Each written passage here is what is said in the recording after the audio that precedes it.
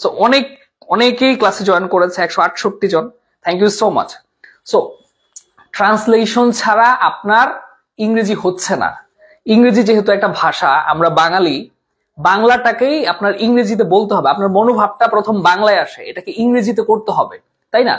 So translation জিনিসটা এরকমই, যে ধরেন আপনার মাথায় যে বাক্যটা এসেছে, এই বাক্যটা আপনি একটা কাগজে লিখে ফেললেন। এই কাগজটা লিখে 10,000 মাইল দূরে একজনকে পোস্ট অফিসের মাধ্যমে পাঠিয়ে দিলেন। আপনার মাথায় যে চিন্তাটা ঘুরছে, ও যদি ওই লেখাটা পড়ে সেম মেসেজটা পায়, তাহলে আপনার ট্রান্সলেশন হয়েছে। ওর ভাষা আলাদা, আপনি ওর ভাষায় লিখে দিয়েছেন। আপনার মাথায় বাংলায় যে কথাটা এসেছে সেটা আপনি ওর ভাষায় লিখেছেন এবং সে সেম মেসেজটা পেয়েছে, আপনার ট্রান্সলেশন হয়েছে। আপনি ভার্ব দিয়েছেন কি দেননি, দ্যাট ডাজন্ট ম্যাটার।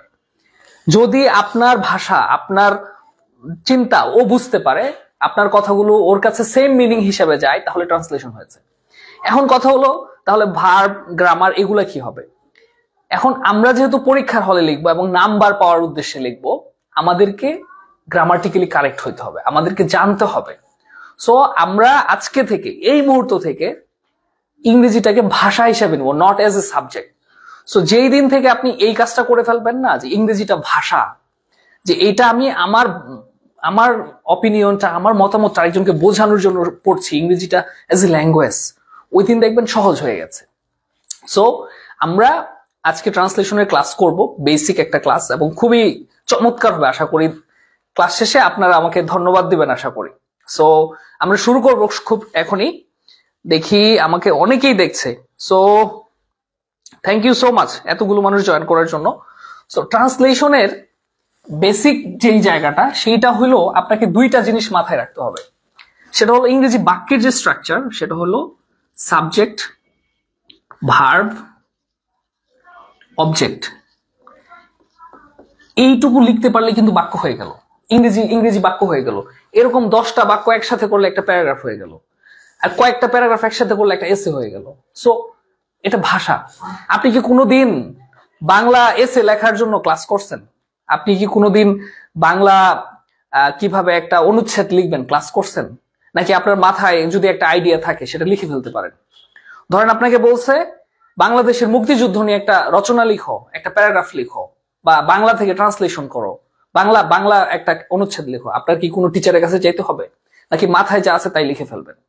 সো এইটাই, আপনি সব জানেন।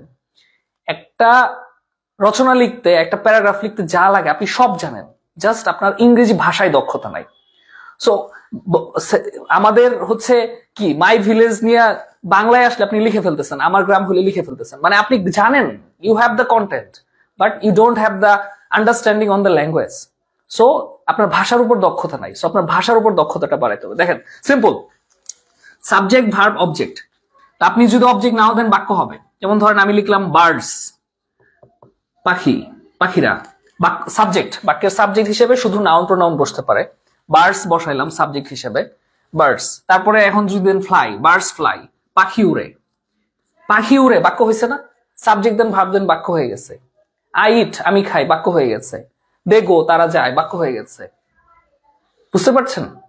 সো ইংরেজিটা খুবই সহজ, জাস্ট আপনাকে ওই ধাঁচে আসতে হবে, যে আপনি যদি সাবজেক্ট দেন, ভার্ব দেন, বাক্য হয়ে গেল। এরপর আপনি অবজেক্ট দিতে পারেন, নাও দিতে পারেন। Birds fly in the sky, একটা অ্যাডভার্ব দিয়ে দেন, পাখি আকাশে উড়ে। Birds fly in the sky. এখন আরো যুক্ত করতে চান, birds fly in the sky freely, মুক্তভাবে। সো একটা ভার্ব, সাবজেক্ট, একটা ভার্ব দিলেই বাক্য হয়ে গেল। এরপরে আমি এই কথাগুলো কেন বলছি সেটাও আমি বলবো এখন। সো সাবজেক্ট, ভার্ব দিলেন, অবজেক্ট দিলেন, বাক্য হয়ে গেল। এরপর যদি আপনি ধরেন, যেমন ধরেন আমি বললাম যে এই বাক্যটা সবচেয়ে কমন, আই ট্রাইস। সাবজেক্ট দিলেন, ভার্ব দিলেন, অবজেক্ট দিলেন, বাক্য হয়ে গেছে। এখন আরো যুক্ত করতে চান, তাহলে প্রেপোজিশন নিয়ে আসেন। I tries with fish curry. With প্রেপোজিশনের কাজ হলো বাক্যের সাথে নাউন প্রোনাউনকে যুক্ত করা, অন্য জিনিসগুলোকে যুক্ত করে বাক্যটাকে বড় করা, অর্থ প্রকাশে সাহায্য করা। প্রেপোজিশনের কাজই হচ্ছে কানেক্ট করা। সো এখানে শেষ, আরো কানেক্ট করেন। I tries with fish curry, মাছের তরকারি দিয়ে খাই। তারপরে মনে হলো যে আরো বড় করবো, I tries with fish curry with my brothers, বা উইথ মাই প্যারেন্টস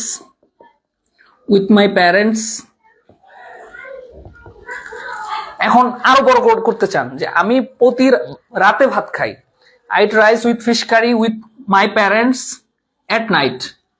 দিনের বেলা হয়তো আপনি অফিসে থাকেন, ব্যস্ত থাকেন, আপনি খাইতে পারেন না, রাতের বেলা খান। সো বাক্য কিন্তু হয়েছে। সো জিনিসগুলো এইটাই যে আপনি যখন বেসিকটা শিখে ফেলবেন, এরপরে আপনি ভোকাবুলারি সমৃদ্ধ করেন, রিচ ওয়ার্ড ব্যবহার করেন, আপনার লেখা দুর্দান্ত হয়ে যাবে। সো এই জিনিসটাই। সো আমাদের ইংরেজি বাক্যের শুরুতেই লাগছে সাবজেক্ট, তারপর লাগছে ভার্ব, তারপরে বাকি অংশ, তাই তো? সো এইটুকু বুঝতে পারছেন কিনা এইটুকু বলেন। যদি এইটুকু বুঝতে পারেন, বাকি অংশটা একদম সহজ হয়ে যাবে। আজকে ইংরেজির ট্রান্সলেশন শিখাবো আমি ইনশাআল্লাহ। জাস্ট আপনি লাইগা থাকেন। সো কি করতে হবে? ইংরেজি বাক্যের শুরুতে সাবজেক্ট ভার্ব দিতে হবে, সাবজেক্ট ভার্ব দিয়ে তারপরে বাকি অংশ। এই কথাটা যদি বুঝা থাকেন, তাইলে এখন আমরা ট্রান্সলেশনে চলে যাব। দেখবেন একদম পানির মতো সহজ হয়ে গেছে ইনশাআল্লাহ। সো অনেকেই কমেন্ট করছেন। আচ্ছা, ইংরেজি টু বাংলা ট্রান্সলেশনটাও শেখানো যাবে। সো আমরা আজকে যেহেতু বেসিকটা করব, আমরা না হয় দুইটাই দেখাই দিব। সো আমরা যেটা করব, ওয়ালাইকুম আসসালাম, অনেকেই কমেন্ট করেছেন বিভিন্ন জায়গা থেকে। সো আমরা এখন এইটুকু বুঝতে পেরেছে, অনেকেই কমেন্ট করেছে। সো আমরা এখন যেটা করব, আচ্ছা ট্রান্সলেশনের দুইটা পদ্ধতি আছে, আমি দুইটা পদ্ধতি দেখাই, যেহেতু এটা বেসিক ক্লাস ভাই। আজকে আমি দুইটা পদ্ধতি দেখাবো, এরপরে সহজ পদ্ধতিটা আমি বলে দিব যে আপনারা এইভাবেই করবেন। কারণ দুইটা পদ্ধতির প্রথম পদ্ধতিটা কঠিন, কিন্তু আপনার জানা দরকার ওটা কেন কঠিন, কিভাবে কঠিন হলো। সো আমি দুইটা পদ্ধতি দেখাবো, ট্রান্সলেশনের দুইটা পদ্ধতি দেখাবো। আপনারা তারপর ডিসাইড করবেন যে কোনটা নিয়ে আপনি পরীক্ষার হলে করবেন। কারণ পরীক্ষার হলে সময় থাকে না, আর ভাবানুবাদ করতে হবে। আক্ষরিক অনুবাদ করলে আপনি কখনোই পরীক্ষার হলে টাইমলি করতে পারবেন না, এবং আক্ষরিক অনুবাদ দরকার নাই। শুরুতেই যে কথা বলছি যে আপনার মাথায় যে মেসেজ, এই মেসেজটা যদি ওই মানুষটা পড়ে বুঝতে পারে, that's it, your translation is okay. So আক্ষরিক অনুবাদের দরকার নাই, ভাবানুবাদ করবেন, কাছাকাছি হইলেই হবে, বুঝাইতে পারলেই হবে। সো আপনি একটা শব্দ জানেন না, ওইটা অন্যভাবে বুঝাই দেন, মানে ওটা বুঝান আপনি। So that is translation. Okay, so এখন যেটা হবে, আমরা ট্রান্সলেশনের উপর প্রথম নিয়মটা দেখাবো। প্রথম নিয়মটা দেখানোর জন্য আমাদের যে জিনিসটা লাগবে, MPTR, এই জিনিসটা বুঝতে হবে। Manner, place, time, reason. Manner, place, time, reason, এই জিনিসটা বুঝতে হবে। দেখেন ইংরেজি বাক্যটা কিভাবে হবে, বাংলা বাক্য আছে সেটাকে আমরা কিভাবে নিয়ে আসবো। প্রথমেই সাবজেক্ট দিব, ভার্ব দিব, সাবজেক্ট দিলাম, ভার্ব দিলাম।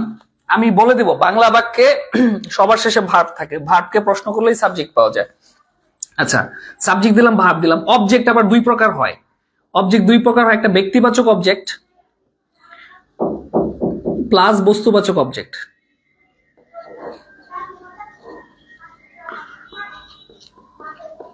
ব্যক্তিবাচক প্লাস বস্তুবাচক। একটা বাক্যে যদি একাধিক অবজেক্ট থাকে, তাহলে প্রথমে ব্যক্তিবাচকটা দিবেন, পরে বস্তুবাচকটা দিবেন। যেমন ধরেন, ফাদার, বাবা আমাকে একটি কলম দিয়েছিল। এই যে দেখেন আমি ইংরেজি করতেছি, বাবা আমাকে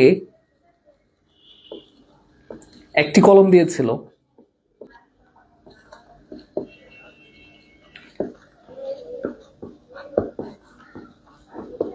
বাবা আমাকে একটি কলম দিয়েছিল। সবসময় মনে রাখবেন বাংলা বাক্যের সবার শেষে ভার্ব থাকে, আর ইংরেজি বাক্যে কি লাগবে? সাবজেক্ট প্লাস ভার্ব লাগবে। দিয়েছিল, কে দিয়েছিল? বাংলা বাক্যে সবার শেষে ভার্ব থাকে, সবার শেষে যে শব্দটা সেটাই ভার্ব। আপনি ধরেন আমি ভাত খাই, খাই হলো ভার্ব। আমি স্কুলে যাই, যাই হলো ভার্ব। দিয়েছিল হলো ভার্ব। কে দিয়েছিল? বাবা। So father is the subject, subject লিখে ফেলছি। ভার্ব দিয়েছিল, গেভ, ফাদার গেভ। এখন কি আসবে? আমাদের অনুযায়ী ব্যক্তিবাচক, বস্তুবাচক, অবজেক্ট আসবে। আমাকে একটি কলম, কাকে দিয়েছিল? আমাকে। তাহলে আমি প্রথমে লিখবো কি? ব্যক্তিবাচক অবজেক্টটা লিখবো। বাবা আমাকে একটি কলম দিয়েছিল, তাইলে সাবজেক্ট, ভার্ব, এখন অবজেক্ট আনবো। সো দুইটা অবজেক্ট আছে, একটা আছে ব্যক্তিবাচক, একটা বস্তুবাচক। আমরা ব্যক্তিবাচকটা আনবো। ফাদার গেভ আমাকে, তাহলে মি ভার্বের পরে প্রোনাউনের অবজেক্টিভ ফর্ম বসে। Father gave me a pen, বাবা আমাকে একটি কলম দিয়েছিল। সো আমাদের মূল স্ট্রাকচারটা শেষ, সাবজেক্ট ভার্ব অবজেক্ট আমরা লিখে ফেলছি। অবজেক্ট একাধিক থাকলে ব্যক্তিবাচকটা আগে বসবে। আর এখন যদি আপনি এটা অল্টার করতে চান, ধরেন আপনি বস্তুবাচকটা আগে আনবেন, তাহলে ব্যক্তিবাচকের আগে একটা প্রেপোজিশন দিতে হবে। Father gave a pen to me, দুইটাই কারেক্ট। সো নর্মালি যেটা হবে, আমরা ঝামেলায় কেন যাব, প্রথমে ব্যক্তিবাচক অবজেক্ট দিব, পরে বস্তুবাচক দিব, এটাই সুন্দর শোনায়। Father gave me a pen অথবা father gave a pen to me. আপনি যদি অবজেক্টের ক্ষেত্রে বস্তুবাচকটাকে আগে আনতে চান, তাহলে ব্যক্তিবাচকের আগে প্রেপোজিশন দিতে হবে। So father gave a pen, gave me a pen, এইটুকুই আমরা লিখলাম। এখন সাবজেক্ট ভার্ব অবজেক্টের পরে যা আসবে তাকে আমরা এই নিয়মে বসাবো, manner plus time reason. Father gave me, এখন ধরেন এখানে আমি আরেকটু যুক্ত করতেছি, এই বাক্যটা আমি লিখতেছি, বাবা গোপনে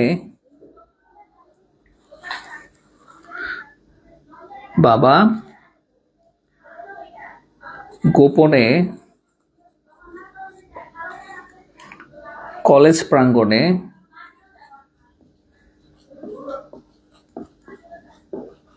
সকালবেলা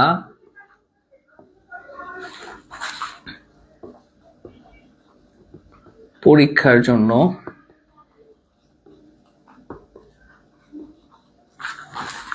আমাকে একটি কলম দিয়েছিল। ধরেন এটা আমাদের বাক্য।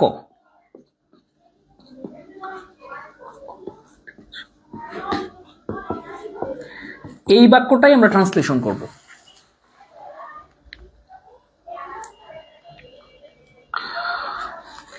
এই যে বাক্যটা, বাবা গোপনে কলেজ প্রাঙ্গণে সকালবেলা পরীক্ষার জন্য আমাকে একটি কলম দিয়েছিল। সো আমাদের এই স্ট্রাকচারে আসতে হবে। এই স্ট্রাকচারে আসার পর বাকি অংশটা এই অনুসারে হবে, সাবজেক্ট ভার্ব অবজেক্ট দেওয়ার পরে তারপরে আমরা যা থাকবে ম্যানার প্লেস টাইম রিজন এই আকারে বসাই দিব, তাহলে আমাদের ট্রান্সলেশন হয়ে গেল।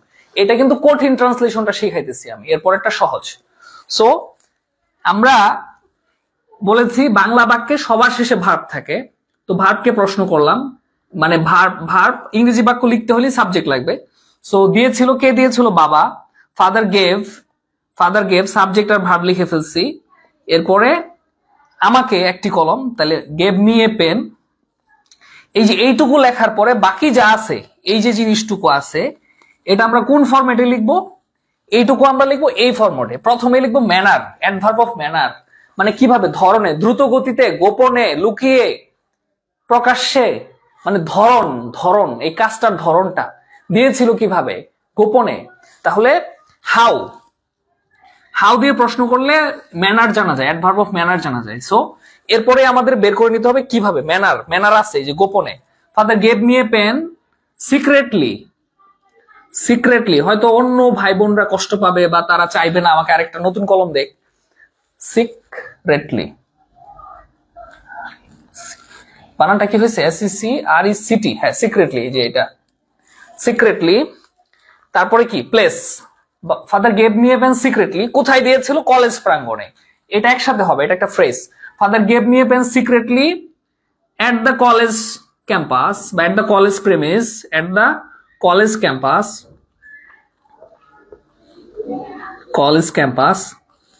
Father gave me a pen secretly at the college campus, manner লিখে ফেলেছি, প্লেস লিখে ফেলেছি। এখন কি থাকবে, টাইম। তাহলে কখন, সকালবেলা, ইন দ্য মর্নিং লিখেন, ইন দ্য মর্নিং। আর বাকি থাকলো কি, রিজন, কেন, ফর এক্সাম বা ফর এক্সামিনেশন, বুঝতে পারছেন, ফর এক্সামিনেশন। এটা কঠিন নিয়মটা শিখাইলাম। Father gave me a pen secretly at the college campus in the morning for examination. এটা হলো একটা কঠিন ট্রান্সলেশন, মানে কঠিন উপায়। এটা কি বুঝতে পারছেন এই কথাটা আপনারা? আমি যে এই ট্রান্সলেশনটা করলাম, যে সাবজেক্ট দিলাম, ভার্ব দিলাম, ব্যক্তিবাচক অবজেক্ট, ব্যক্তি বস্তুবাচক অবজেক্ট দিয়ে, তারপরে যা ছিল কলেজ প্রাঙ্গণে সকালবেলা পরীক্ষার জন্য, এইটাকে আমরা এই সিরিয়ালে লিখে দিছি। প্রথমে লিখছি ম্যানার, এরপর লিখছি প্লেস, এরপর লিখছি টাইম, ফাইনালি লিখছি রিজন। সো ট্রান্সলেশন কিন্তু হয়ে গেছে। এটা বুঝছেন কিনা সবাই একটু কমেন্ট করে লিখেন যে বুঝেছি বা এই টাইপ কিছু একটা কমেন্ট করেন। এটা হলো কঠিন ট্রান্সলেশন। এরপরে যেটা শেখাবো এটাই সহজ এবং এটাই আপনার পরীক্ষার হলে করবেন। এটা পরীক্ষার হলে করা যাবে না। এটা তারা করবে যারা অনেক প্রো হয়ে গেছে, মানে সেন্টেন্স দেখলেই বুঝে ফেলবে যে এটা এটা এটা এটা। শুনেন, আপনারা যে ট্রান্সলেশন শিখবেন ভাই, রাইট ফ্রম অফ ভার্বসটা পড়ে আইসেন। বিশ্বাস করেন, রাইট ফ্রম অফ ভার্বস যে ভালো করে পড়বে না সে কোনোদিন ইংরেজিতে, সরি ভুল বললাম, যারা পার্টস অফ স্পিচ খুব ভালো করে পড়বে না তারা কোনোদিন ইংরেজিতে প্রো হবে না। আপনি যতই ভোকাবুলারি শিখেন, এটা শিখেন ওটা শিখেন, আপনি ইংরেজি লেখায় কোনোদিন দক্ষ হবেন না। দেখেন, আপনি বলেন আমি টেন্স পারি না, আমি ভয়েস পারি না, আমি ন্যারেশন পারি না। আরে ভাই, টেন্স ভয়েস ন্যারেশনের মূল কাজই হলো ভার্ব থেকে। সো ভার্ব যদি ভালো করে না বুঝেন তাহলে আপনি টেন্স কেমনে বুঝবেন? টেন্সের মূল কাজই তো ভার্ব দিয়ে, ভার্ব দিয়েই টেন্স চেঞ্জ হয়। প্রেজেন্ট থেকে পাস্ট হইতেছে কিভাবে? ভার্ব দিয়ে। এখন ভার্ব তো একা বসতে পারে না, ভার্ব সাবজেক্ট ছাড়া ভার্ব কেমনে বসবে? সাবজেক্ট হিসেবে কে কে বসে? নাউন প্রোনাউন বসে। সো নাউন প্রোনাউন সাবজেক্ট হিসেবে বসাইলেন, ভার্ব বুঝলেন, ভার্ব বুঝলে টেন্স বুঝবেন, টেন্স বুঝলে ভয়েস বুঝবেন, ন্যারেশন বুঝবেন, সব বুঝবেন। সো ইংরেজিতে যদি দক্ষ হইতে চান, খালি রাইট ফর্ম অফ ভার্বসটা খুব ভালো করে পড়েন, তারপরে বাকি যে গ্রামার আছে না ওগুলো একদম শেষ হয়ে যাবে। So right form of parts of স্পিচটা খুব ভালো করে পড়বেন। এই 8টা টপিক আপনারা যদি 1 মাস 2 মাস সময় দিয়ে ভালো করে আয়ত্ত করে ফেলেন, দেখবেন ইংরেজি গ্রামারে কোনোদিন আর আপনাদের সমস্যা থাকবে না। এই সাবজেক্ট ভার্ব এগ্রিমেন্ট বলেন, রাইট ফর্ম অফ ভার্ব বলেন, টেন্স বলেন, এভরিথিং ক্লিয়ার হয়ে যাবে। আর আরেকটা কথা আমি সবসময় বলি, সেটা হলো ইংরেজি যদি 100 হয়, ইফ ইংলিশ ইজ 100, ইংরেজি যদি 100 হয়, ইংরেজি যদি 100 মার্ক, মানে 100 ধরেন ইংরেজি স্কোরটা 100, সেই 100-র মধ্যে ভোকাবুলারির দখল হইতেছে ভোকাবুলারি 60%, গ্রামার মাত্র 40%। গ্রামারের ভূমিকা ইংরেজি ভাষায় গ্রামার হলো 40%। আমার একটা ভাইয়া স্যামসাং এ চাকরি করতো, বুঝছেন, স্যামসাং এর এইচআর হেড ছিল, এখন সে ইয়েতে চলে আসছে, বার্জার পেইন্টের এইচআর হেড হিসেবে আসছে। সো স্যামসাং এ অনেকগুলা বিদেশি কাজ করে, কোরিয়ান লোকজন এসে কাজ করে। সো ওইখানকার যে দারোয়ান গুলশানে, সে কিন্তু ইংরেজি পারে না, সে শুধু বলে কাম গো। কেউ যখন আইসা জিজ্ঞেস করে অমুক আসছে, সে বলে হ্যাঁ কাম, আবার বলে গো, অমুক আছে গো, মানে বলে চলে গেছে। সো কাম গো দিয়ে কিন্তু ভাষা বুঝাই দিছে, মানে ওর মেসেজ ক্লিয়ার। সো আপনি যদি ভোকাবুলারি না পারেন, গ্রামার দিয়ে কোনো লাভ নাই। ভোকাবুলারি শিখতে হবে, 2-3 হাজার ভোকাবুলারি শিখতে হবে, সিলেক্টেড 2-3 হাজার ভোকাবুলারি শিখলেই এনাফ। আর গ্রামারটা লাগবে, কারণ আপনি যেহেতু পরীক্ষার হলে বসবেন, আপনি যেহেতু বিজনেস কমিউনিকেশন করবেন, আপনি ব্যাংকে চাকরি করেন, সরকারি চাকরি করেন, ফার্স্ট ক্লাস চাকরিগুলা কি হবে, হয়তো আপনার লেখাটাই হয়তো বিদেশ চলে যাবে, অন্য কোনো একটা অ্যাপ্লিকেশন যাবে, কোথাও একটা দরখাস্ত দাখিল হবে। সো গভর্নমেন্টের অফিসিয়ালদের কাজগুলা কিন্তু শুদ্ধ ইংরেজিতে লিখতে হবে, ওই জন্য আমার গ্রামার লাগবে। আপনি শুধু ভোকাবুলারি দিয়ে মনোভাব প্রকাশ করতে পারবেন, ওরাল কমিউনিকেশন হবে, বাট রিটেন কমিউনিকেশনের জন্য আপনার গ্রামার লাগবে। সো এই গ্রামার হলো 60%, 40%। এই গ্রামারের যে 40%, এটার মধ্যে শুধু পার্টস অফ স্পিচে 60%। এই যে গ্রামার যে 40%, সেইখানে শুধু পার্টস অফ স্পিচের ভূমিকা 60%। কেউ যদি পার্টস অফ স্পিচটা ভালো করে শিখে, সে অন্যগুলো এমনিই পারবে। সো ভোকাবুলারিতে গুরুত্ব দিতে হবে, আর গ্রামারে প্রো হইতে হইলে পার্টস অফ স্পিচে গুরুত্ব দিতে হবে। আমার কথা যদি বুঝা থাকেন ভাই, আপনার ইংরেজি শেখার যাত্রা সহজ হবে। এই ট্রান্সলেশন বলেন, হাবিজাবি যাই বলেন, সবকিছু এই পার্টস অফ স্পিচ রিলেটেড। কিভাবে? ওই যে আবার আসেন সাবজেক্ট ভার্ব অবজেক্ট। সাবজেক্ট, এখন আসেন আমরা সহজ নিয়মটা, আমি দ্রুত গতিতে পড়াচ্ছি কিনা সেটাও বলবেন, মানে আপনাদের কমেন্ট গুলাই হয়তো আমরা নেক্সট ক্লাসে ইমপ্লিমেন্ট করব, ঠিক আছে? সো আচ্ছা, এখন যে সহজ যে উপায়টা, সেটা হলো আমরা তো বেসিক স্ট্রাকচার শিখে ফেলছি। দুনিয়া যতদিন থাকবে ইংরেজি স্ট্রাকচার একটাই, সাবজেক্ট ভার্বের কাজ কে করে প্রশ্ন করলে সাবজেক্টে চলে আসবো, সাবজেক্টটা নিব, ভার্বটা নিব, ঠিক আছে? এরপরেরটা দেখাইতেছি, চলেন। আচ্ছা, আমি একটা বাক্য লিখি। আমি এইটা হলো, এটা প্রবাসী কল্যাণ ব্যাংক 2014, মানে আমার কাছে র্যান্ডমলি মানে একটা প্রশ্ন আছে, আমি এটা একটু একটা বাক্য লিখে দেখাচ্ছি। যে 1971 সালের 2 মার্চ। আমরা চাইলে আরো সহজ বাক্যে যেতে পারি, এটা দিয়ে এটা একটা দেখে আপনারা বোঝেন কিনা দেখেন। 1971 সালের 2 মার্চ ঢাকা বিশ্ববিদ্যালয়ের কলা ভবন প্রাঙ্গণে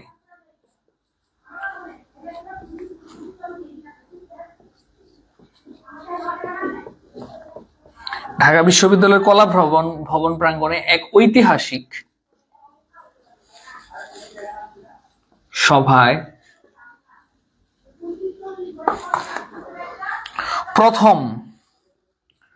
প্রথম স্বাধীন বাংলাদেশের, এটা প্রবাসী কল্যাণ ব্যাংকের একটা ট্রান্সলেশন বাংলা থেকে ইংরেজি, স্বাধীন বাংলাদেশের জাতীয় পতাকা উত্তোলন করা হয়। এই বাক্যে বলতে হবে ভার্ব কোনটা, সাবজেক্ট কোনটা। আমি একটু বলে দিই, এটা একটু প্যাসিভে আছে, সেটাও কোনো সমস্যা না, উত্তোলন করা হয়। এইখানে আমরা সহজ উপায়টা ফলো করব, এই ট্রান্সলেশনটা আমরা কি করব, সহজ উপায়ে করব।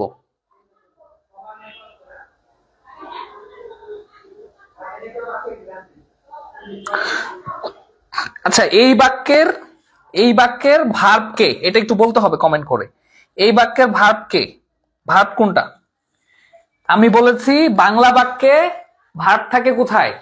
বাংলা বাক্যে ভার্ব থাকে একদম শেষে, বাংলা বাক্যের সবার শেষে ভার্ব থাকে। সো আমরা ভার্ব হলো উত্তোলন করা হয়, এটা হলো কি? আচ্ছা, সিক্রেটলি অনেক কমেন্ট। আচ্ছা,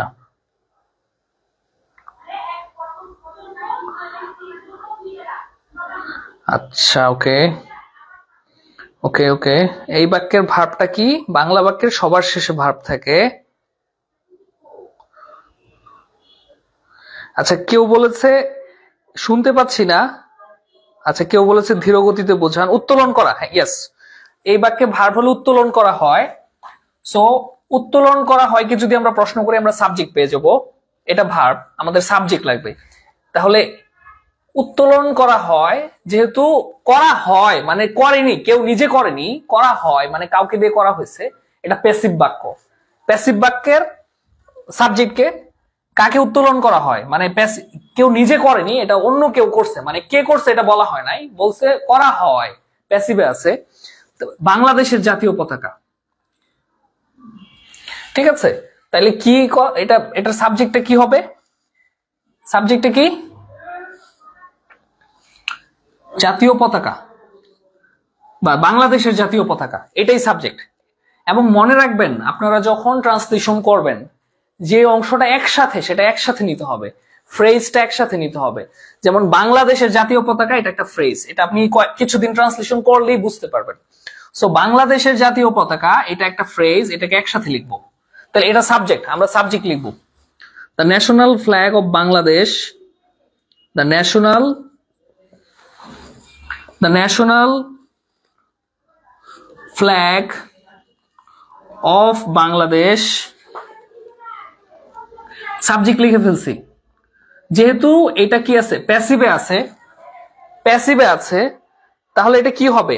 এখন ধরেন কেউ ড্র লিখছেন, উত্তোলন করা, এখানে উত্তোলন মানে তুলে ফেলা না, ড্র মানে তুলে ফেলা, ড্র মানে কোনো কিছু তোলা, আঁকা, এখানে ওই অর্থ হবে। উত্তোলন করা মানে হোয়েস্টেড, বা আপনি ড্র দিলেও হবে, কিন্তু এখানে হোয়েস্ট দেওয়াই ভালো। হোয়েস্ট মানে এই যে HOIST, হোয়েস্ট মানে উত্তোলন করা, পতাকা উত্তোলন করার অর্থে এই শব্দটা ব্যবহৃত হয়, বা আপনি ওটা দিলেও হবে, বুঝাইতে পারলেই হবে। প্যাসিভে আছে, the national flag of Bangladesh, subject লিখলাম, এইটুকু শেষ। উত্তোলন করা হয়, ওয়াজ হোয়েস্টেড, প্যাসিভে আছে। The national flag of Bangladesh was hoisted, subject আর ভার্ব দিয়ে দিছি। এই তো খেলা জমে গেছে। ট্রান্সলেশনের মূল অংশটা করে ফেলছে, সাবজেক্ট ভার্ব দিলেই বাক্য হয়ে গেল। এখন বাকি অংশ দিব। সো আমরা বাকি অংশটা কিভাবে দিব দেখেন, সাবজেক্ট ভার্ব দিলেই হয়ে গেল। আমরা বাক্যের শেষের ভার্বকে প্রশ্ন করে সাবজেক্ট পেয়ে গেছি। The national flag of Bangladesh প্যাসিভে আছে, তার উত্তোলন করার ভার্বের ইংরেজি করছি ওয়াজ হোয়েস্টেড। এখন আমরা যেটা করব, আমরা ম্যানার, প্লেস, টাইম এগুলো হাবিজাবি খুঁজতে যাব না, কারণ ভাষা এমন একটা জিনিস, সেটার ব্যাকরণ লাগে না, মুখ দিয়ে যখন বের হয় সেটা নিয়ন্ত্রিত হয়ে বের হয়। বাংলা ভাষা যে বলেন ব্যাকরণ শিখছেন, শিখেন নাই। সো আপনি যখন বলেন বাক্যগুলো কারেক্ট হয়, মানুষ অর্থ বুঝে। সো আমরা যখন বাংলাটা লিখি তখন আসলে ইনকারেক্টলি লেখার উপায় থাকে না, ওটা সিরিয়ালেই থাকে। ম্যানার, প্লেস, টাইম, রিজন এগুলা সিরিয়ালেই থাকে, বুঝতে পারছেন? সো এইখানেও সিরিয়ালই আছে। আমরা যেটা করব এখন, বাকি অংশটা এই দিক থেকে লিখতে থাকবো। এই যে বাকি অংশটা কি, এই দিক থেকে লিখতে থাকবো। আচ্ছা, এই যে এই কথাটা বাদ গেছে, দেখছেন? আমি বলছি ফ্রেজটা একসাথে যাবে, কিন্তু আমি বাদ দিছি স্বাধীন বাংলাদেশের। তাহলে national flag of independent Bangladesh, এই যে স্বাধীন বাংলাদেশ, এই কথাটা একসাথে, স্বাধীন বাংলাদেশের জাতীয় পতাকা, এটা পুরাটাই সাবজেক্ট। সো এখানে লিখতে হবে the national flag of independent Bangladesh. এই স্বাধীন বাংলাদেশ একসাথে একটা phrase, the national flag of independent Bangladesh was hoisted. এখন বাকি অংশ এই দিক থেকে আমি লিখতে থাকবো। প্রথম, এই প্রথম এখন কি আছে? প্রথম আছে, তাহলে ফর দ্য ফার্স্ট টাইম, প্রথমের ইংরেজি আমরা দিলাম for the first time, for the first time, এইটুকু শেষ। এখন আছে কি? এক ঐতিহাসিক সভায়, এক ঐতিহাসিক সভায়, এটা একটা ফ্রেজ, এটা একসাথে আসবে। মানে শেষ দিক থেকে লিখতেছি, সাবজেক্ট ভার্ব দেওয়ার পর শেষ দিক থেকে লিখতেছি, এইদিকে যাব। ফর দ্য ফার্স্ট টাইম, ঐতিহাসিক সভা, in a historic, in a historic সভা ইংরেজি কি? ইন এ হিস্টোরিক, হিস্টোরিক সভা ইংরেজি কি হবে? অ্যাসেম্বলি, অ্যাসেম্বলি দিতে পারেন। ইন এ হিস্টোরিক অ্যাসেম্বলি মানে জমায়েত, সভা। ইন এ হিস্টোরিক গ্যাদারিং বলতে পারেন, হইতে পারে। Historic assembly. তারপরে কি? কলা ভবন প্রাঙ্গণে, কলা ভবন প্রাঙ্গণে, এটা লিখবো। কলা ভবন প্রাঙ্গণে ইংরেজি কি? এট দ্য কলা ভবন প্রেমিসেস, এট দ্য কলা ভবন, ফাইন আর্টস। কলা ভবনের ইংরেজি জানলে লিখবেন ফাইন আর্টস প্রেমিসেস, আর যদি ওটা না জানেন তাহলে লিখবেন কলা ভবন প্রেমিসেস। মানে হবে, জায়গার নাম ওইভাবে দিলেও হবে, বাট যেহেতু আমি জানি ফাইন আর্টস, তাহলে আমি লিখবো at the fine arts premises. প্রাঙ্গণ ইংরেজি premise, fine arts premises, fine arts premises. এই যে এইটুকুও হয়ে গেছে। পরে কি থাকলো? ঢাকা বিশ্ববিদ্যালয়ের ফাইন আর্টস প্রেমিসেস। শুনেন, র এর থাকলে এটা ইংরেজিতে হয় অফ, অফ ঢাকা ইউনিভার্সিটি। র এর দিয়ে অধিকার বোঝায়, বাংলাদেশের সৌন্দর্য, দ্য বিউটি অফ বাংলাদেশ। আমি যদি কখনো পজিটিভ পড়াই, এটা আমি পড়াই দিব, বাংলাদেশের সৌন্দর্য। র এর ইংরেজি কি? অফ। তাহলে এই র এর ইংরেজি কি হবে? অফ।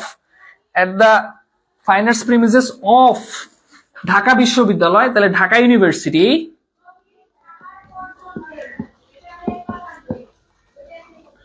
ঢাকা ইউনিভার্সিটি কবে? 2 March, on 2nd March, on March 2 বা 2nd মার্চ 1971 সালের, ইন 1971, ইন 1971। এই যে 19 সালের আগে ইন দিতে হয়, আর দিনে মানে দিনের নাম, বারের নামের আগে অন দিতে হয়। তাহলে দেখেন আমরা কি করেছি।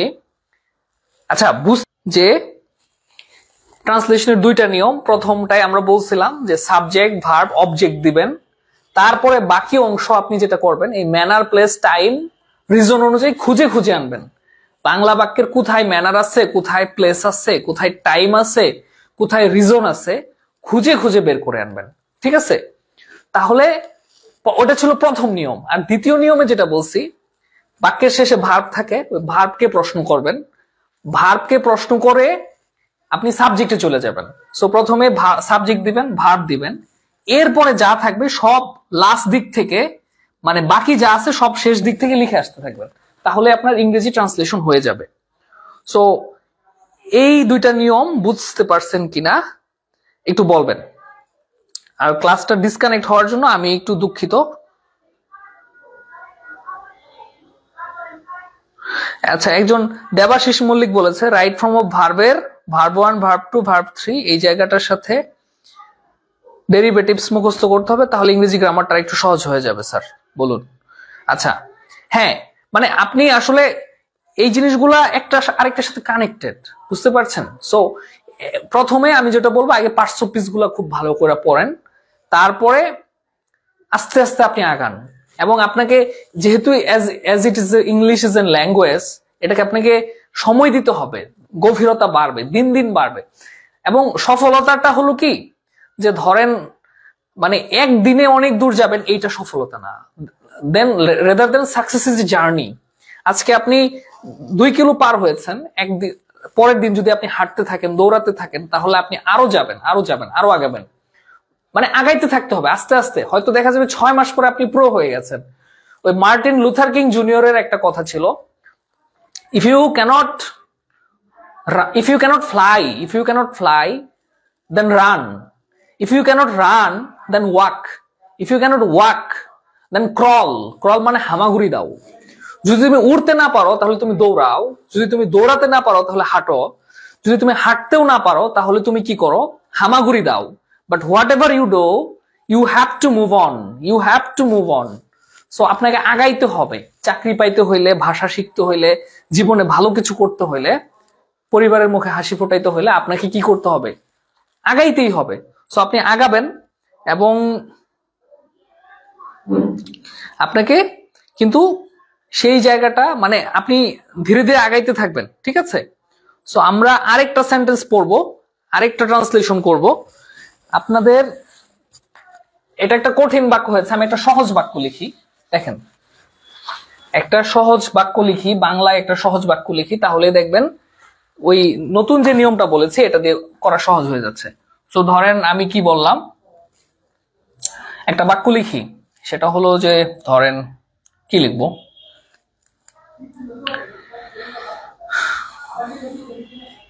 বাংলাদেশের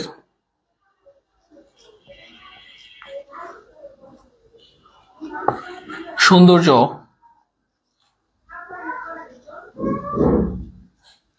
সারা বছর ধরে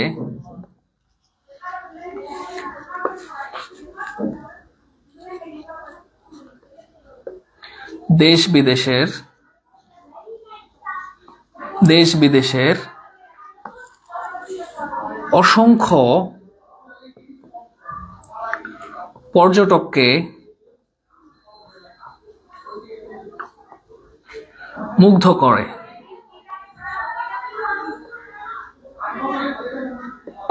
এটা একটা বাক্য লিখছি, এই বাক্যটা আমরা ইংরেজি করব।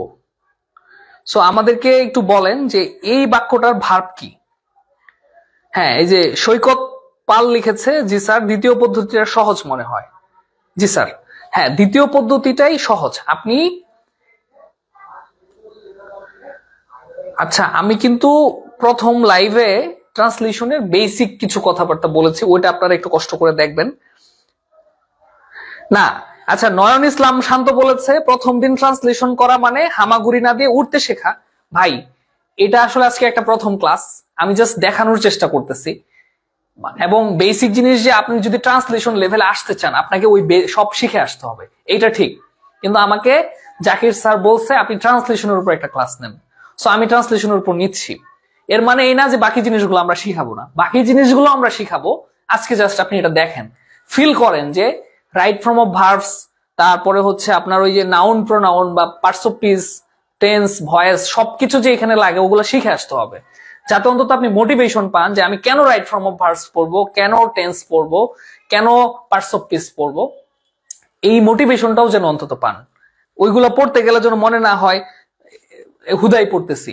আমি অনেক স্টুডেন্টকে পাইছি, সে বলতেছে আমি এই পার্টস অফ স্পিচ কেন পড়বো, এটা পড়ে আমার লাভটা কি, নাউন প্রোনাউন যে এরকম, এটা আমি পড়ে কি করব, কারণ সে আসলে কানেক্ট করতে পারে না। সো মুগ্ধ করা ইংরেজি কি হবে? মুগ্ধ করা ইংরেজি মুগ্ধ করে, এটা প্রেজেন্ট ইনডিফিনিট টেন্সে আছে। কাদের, কে মুগ্ধ করে, কে মুগ্ধ করে, কে মুগ্ধ করে? বাংলাদেশের সৌন্দর্য, এটা হলো সাবজেক্ট, এটা হলো ভার্ব। তাহলে বাংলাদেশের সৌন্দর্য, শুনেন, বাংলাদেশের সৌন্দর্য এটার ইংরেজি হবে দ্য বিউটি অফ বাংলাদেশ। এই র এর আছে, র এর, এটার জন্য অফ, আর বাংলাদেশ হলো বাংলাদেশ, আর এই সৌন্দর্য। আচ্ছা, পজিটিভটা হলো যে বস্তুবাচক পজিটিভের ক্ষেত্রে র এর পরের অংশটা আগে আসে। বস্তুবাচক পজিটিভ, ধরেন করিমের বাবা, এটা হলো ব্যক্তিবাচক পজিটিভ, করিমের বাবা, করিমের বাবা। এই ক্ষেত্রে আপনি করিমের সাথে অ্যাপোস্ট্রফি এস দিলে হয়ে যাবে Karim's father, Karim's father, Karim's father, এটা হয়ে গেছে। কিন্তু যখন আপনি ব্যক্তিবাচক পজিটিভ করবেন, র এর দিয়ে পজিটিভ বোঝায়, অধিকার বোঝায়, র এর থাকলে কি অধিকার বোঝায়, ব্যক্তিবাচক পজিটিভ অ্যাপোস্ট্রফি এস দিয়ে করে ফেলা যায়। কিন্তু বস্তুবাচক পজিটিভের ক্ষেত্রে কি করতে হবে, র এর পরের অংশ আগে আনতে হবে, সৌন্দর্য। তাহলে দ্য বিউটি, দ্য বিউটি,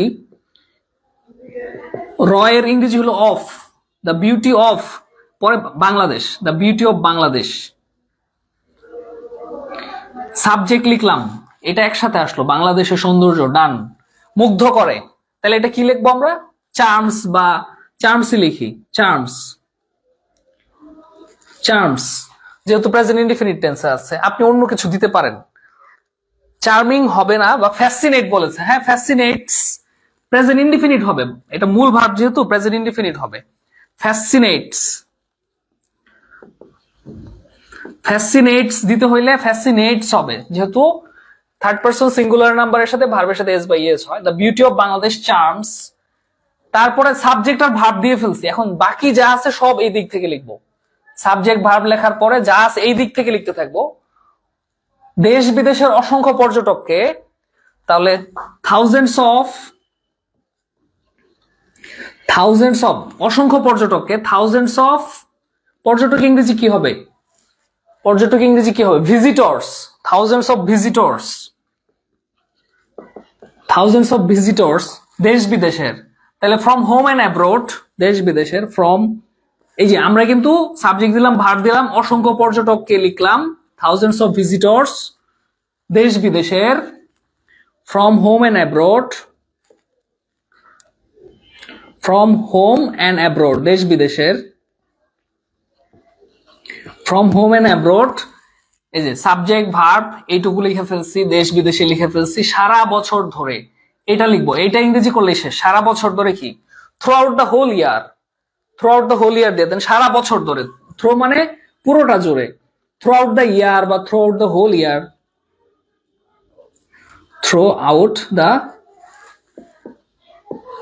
ইয়ার, সারা বছর ধরে। সো এই ট্রান্সলেশনটা কি হয়েছে, বাংলা পড়ে যা বোঝা যাচ্ছে ইংরেজি পড়ে কি তাই বোঝা যাচ্ছে।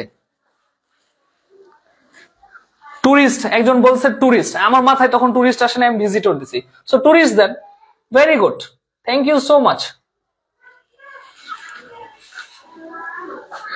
আচ্ছা, এটা কি বুঝতে পারছেন, আমি যে এখন এই ট্রান্সলেশনটা করলাম, আপনারা কি হ্যাপি যে এই বাংলা পড়ে আমি যা বুঝছি ইংরেজি পড়েও সেটাই বুঝছি? এটা কি, এটা এটা এটা কি বুঝতে, এটা কি হয়েছে, এটা কি আপনারা বুঝতে পারছেন?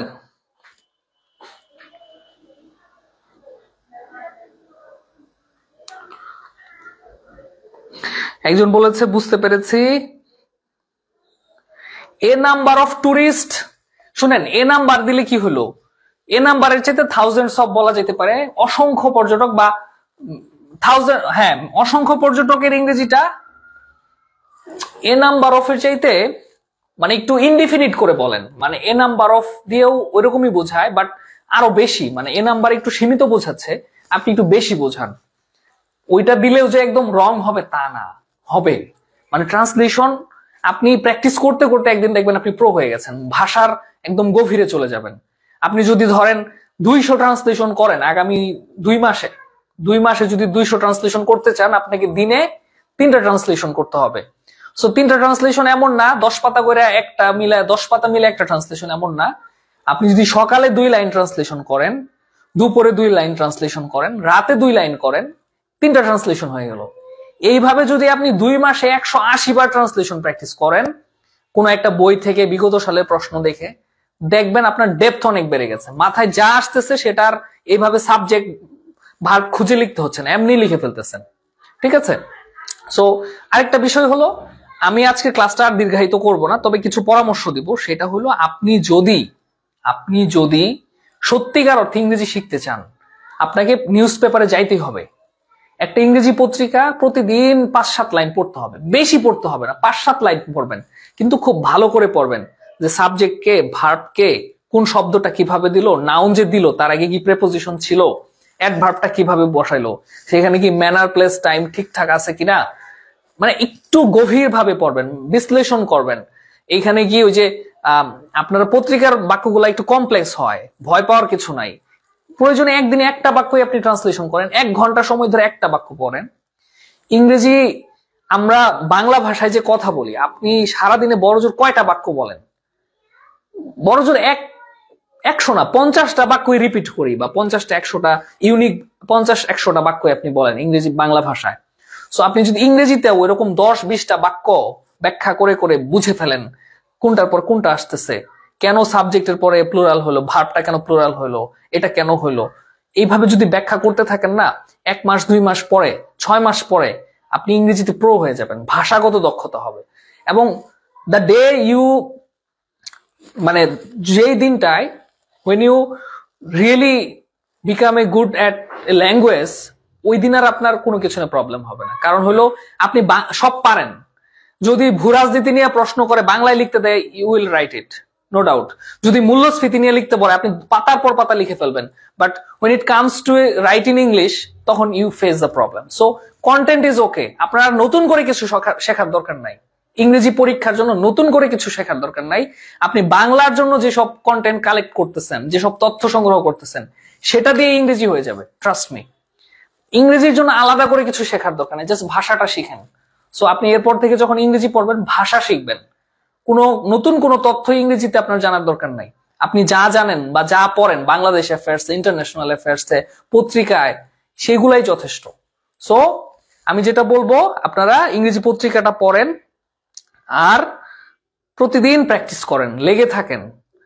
তো আজকের ক্লাস নিয়ে আপনাদের মতামত জানাবেন। এই যে অনামিকা আক্তার মিম সুন্দর একটা ট্রান্সলেশন করেছে, the beauty of Bangladesh fascinates numerous tourist from home and abroad throughout the year. দারুন দারুন দারুন, thank you so much. Many of visitors কি দেওয়া যাবে? মেনি অফ ভিজিটর্স কথাটা হইল না, মেনি ভিজিটর্স দিলে হবে, মেনি ভিজিটর্স দিলে হবে। মেনির পরে নাউন বসাইতে হবে, কারণ এটা এক ধরনের ডিটারমিনার, ডিটারমিনারের পরে সরাসরি নাউন বসে, ঠিক আছে? যাই হোক, আমার ক্লাসটা কেমন লাগছে একটু জানাবেন। আর আপনারা চাইলে আমি ক্লাসে আসতে থাকবো ইনশাল্লাহ, আমরা সবকিছু নিয়ে কথা বলবো। আমি আপনারা যদি ক্লাসে রেগুলার হন বা করেন, আপনারা সিলেক্টেড ভোকাবুলারি শিট পাবেন। ফ্রেজ ইডিয়মস বলেন, গ্রুপ ভার্বস বলেন, অ্যাপ্রোপ্রিয়েট প্রিপোজিশন বলেন, তারপরে সিনোনিম অ্যান্টোনিম বলেন, হাই ভোল্টেজ ভোকাবুলারি, এইগুলা পড়লেই এনাফ। বিগত সালের প্রশ্ন অ্যানালাইসিস অনুসারে এই ভোকাবুলারি শিটগুলো আমি রেডি করছি, গ্রামারের শিট দিব আপনাদেরকে। সো আপনারা যদি রেগুলার হন, ভালো মানে লেগে থাকেন, তাইলে আমাদের সাথে যদি থাকেন, সাপোর্ট করেন, তাহলে আমরাও আপনাদের জন্য থাকবো। সো আমাদের ক্লাস সম্পর্কে মতামত জানাবেন। আর পড়াশোনা করেন ভাই, পড়াশোনা ছাড়া লাভ নাই। দিন শেষে আরেকটা কথা জানেন কি, যে আপনি শর্টকাটে কোনো দিনই ভালো জিনিস পাবেন না, শর্টকাটে আপনি খারাপ জিনিসই পাবেন, যেটার পরে ঝামেলা বের হবে। খারাপ জিনিস ইন এ সেন্স যে আপনি এই মুহূর্তে দেখতেছেন আপনার প্রবলেমটা সলভ হইতেছে, বাট এটা আলটিমেটলি গিয়ে প্রবলেম ক্রিয়েট করবে। কিভাবে ক্রিয়েট করবে? হয় আপনি শর্টকাটে গিয়ে এমসিকিউ পরীক্ষা দিয়ে একটা চাকরি পেয়ে গেলেন, এটা হয়তো দেখবেন ব্লক পোস্ট, এটার প্রমোশন হবে না 10 বছরে, এটার ইনক্রিমেন্ট হবে না, বা এটার অন্যান্য ফ্যাসিলিটিস কম, ঠিক আছে? ধরেন সরকারি চাকরি, তা আমার মনে হয় যে মানুষ বেতনের জন্য করে না, বরং এটার যে সম্মান এবং ফ্যাসিলিটিস। সরকারি চাকরি করলে তার বাচ্চা একটা ভালো স্কুলে পড়বে, সে শহরে থাকবে, তার হচ্ছে ওই কি বলে, মানে অনেক জায়গায় সে সরকারি পাসপোর্ট পাবে, হাবি জাবি সরকারি অনেক সুবিধা পাওয়া যায়। একজন ইওনো, একজন আমার ভাই, মানে আমি এই গল্পটা আসলে খুবই করি, এটা সবাইকে বলি। আমার ভাই, আমার ইমিডিয়েট ছোট ভাই, ও টার্কিতে পড়াশোনা করে। তো ও একদিন আমার বলতেছে যে ভাইয়া, আমি আমার বাসা ময়মনসিংহ, ময়মনসিংহ গেছিলাম, জেলা প্রশাসকের বাসভবন দেখে আমার মাথা ঘুরাই গেছে। কেন? এটা এত সুন্দর, এত বাউন্ডারি নিয়া, এত জায়গা নিয়া, এইখানে আসলে মানে উনি যে বেতন পায়, ওই বেতন দিয়ে এরকম একটা বাসা অ্যাফোর্ড করা কারো পক্ষে সম্ভব না, একটা রাজার বাড়ির মতো, ঠিক আছে? একইভাবে ব্যাংক কর্মকর্তাদের দেখেন, তাদের হোম লোন দেওয়া হয়, তাদের এই সুবিধা সেই সুবিধা। সো আপনি যদি শর্টকাটে যাইতে চান, তাহলে ওই এমসিকিউ টাইপ যে পরীক্ষাগুলো আছে সেগুলা দেন, মুখস্থ করে যান। মুখস্থ করলে 10,000 20,000 এমসিকিউ মুখস্থ করলে ওই পরীক্ষাগুলাই কমন পড়ে। বাট ভালো জায়গায় যাইতে হলে আপনাকে ইংরেজি শিখে যাইতে হবে, অঙ্ক শিখে যাইতে হবে, ট্রাস্ট মি। এই আপনার ভূগোল, তারপরে হচ্ছে ইন্টারন্যাশনাল অ্যাফেয়ার্স, এগুলো আন্ডারস্ট্যান্ডিং থাকতে হবে, মানে ওগুলা বিশ্লেষণ করা শিখতে হবে। ইংরেজি ভাষাটা শিখতে হবে, ভাষা শিখতে হবে, নট বাংলায় তো সব শিখতেছেনি, বাংলাদেশ অ্যাফেয়ার্স, ইন্টারন্যাশনাল অ্যাফেয়ার্স, ওইটা আর ইংরেজিতে শেখার কিছু নাই। ভাষাটা শিখেন, ওগুলো আপনি ইংরেজিতে এমনি লিখতে পারবেন, বলতে পারবেন। ভাইবাতে ভাষাগত দক্ষতা না থাকলে না এমসিকিউ দিয়ে পার হইতে পারবেন না। সো ভাষা শিখেন ভাই, ইংরেজিটা ভাষা শিখেন। যেদিন আপনি ভাষা শিখতে শুরু করবেন ওই দিন রিয়েল মজাটা পাবেন এবং আপনি সত্যিকার অর্থে আগায় যাবেন। সো আজকে এই পর্যন্তই থাক, আমি শেষ করি। সো আপনাদের জন্য শুভকামনা, আর আমার ক্লাস নিয়ে মতামত জানায়েন। সো ভালো থাকেন, আল্লাহ হাফেজ, দেখা হবে ইনশাল্লাহ, আল্লাহ হাফেজ।